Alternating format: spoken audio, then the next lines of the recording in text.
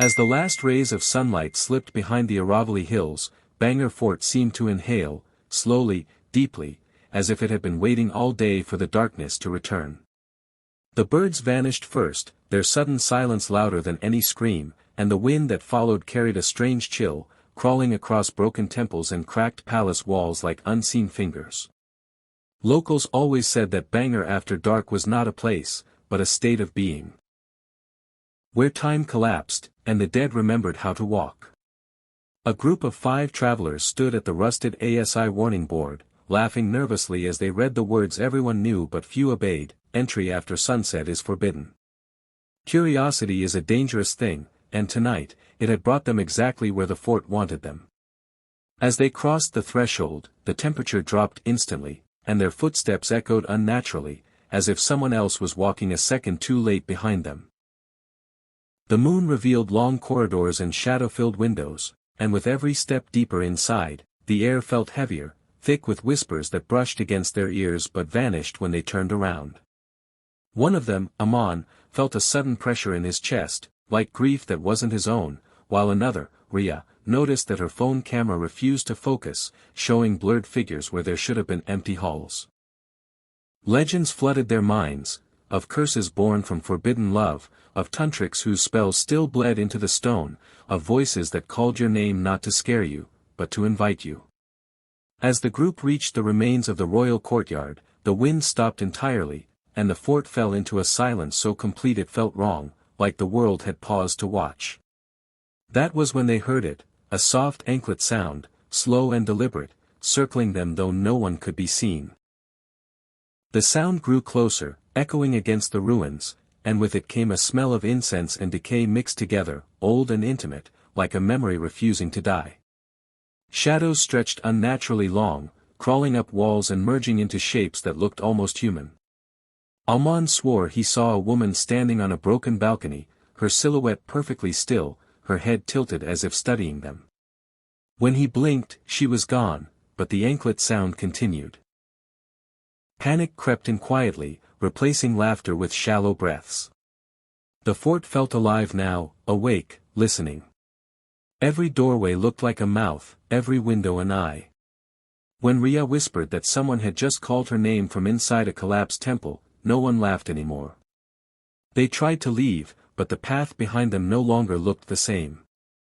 The archway seemed farther, distorted, like a reflection in moving water. The fort had closed around them, and Bhangarh, after dark, had begun its ritual, separating courage from fear, curiosity from survival. If you're feeling this tension right now, if your heart is beating faster just imagining this place, then pause for a moment and subscribe to the channel, because what happens next inside Bhangarh Fort will stay with you long after the video ends. The deeper they went, the more Bhangarh revealed its true nature, not with sudden terror, but with slow psychological unraveling. Time behaved strangely, minutes stretched into hours, and their watches showed different times altogether. Alman felt memories surfacing that weren't his, visions of royal processions, candlelit corridors, and screams swallowed by thick stone walls. Ria began hearing prayers whispered in an ancient dialect, each word vibrating through her bones. The fort was not haunting them, it was remembering through them.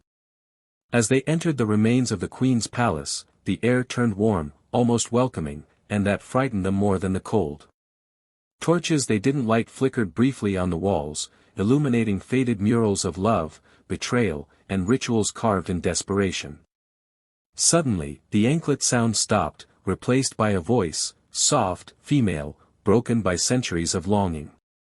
It didn't threaten. It didn't shout. It simply asked them to stay. One by one, the group felt the pull, an overwhelming sadness mixed with comfort, like being welcomed into an old sorrow that finally wanted company. One traveler collapsed to their knees, crying without knowing why. Another wandered toward a dark passage, convinced someone familiar was waiting there. Panic shattered the group as shadows detached themselves from the walls, standing upright, forming hollow figures with empty eyes that reflected moonlight. These were not monsters, they were echoes, souls tied to unfinished stories, feeding on attention, on belief, on fear. Alman realized then the truth of Bhangarh: it doesn't kill you, it convinces you to belong. Summoning every ounce of will, he shouted for everyone to hold hands and move together, breaking the fort's favorite trick, separation. The shadows recoiled slightly, the voice wavered, and the anklet sound returned, frantic now, circling them in anger. As the first hint of dawn painted the sky a weak gray, the fort began to exhale again, its grip loosening. The archway reappeared, normal, solid, real. They ran without looking back, crossing the boundary just as the sun crested the hills. Behind them, Bhangarh Fort stood silent once more, empty, ancient, patient. No proof. No scratches. No photos. Only the feeling that something had watched them leave, and would remember them. Even today, locals say that on certain nights, new names are whispered inside the ruins, names of those who came after dark and never truly left.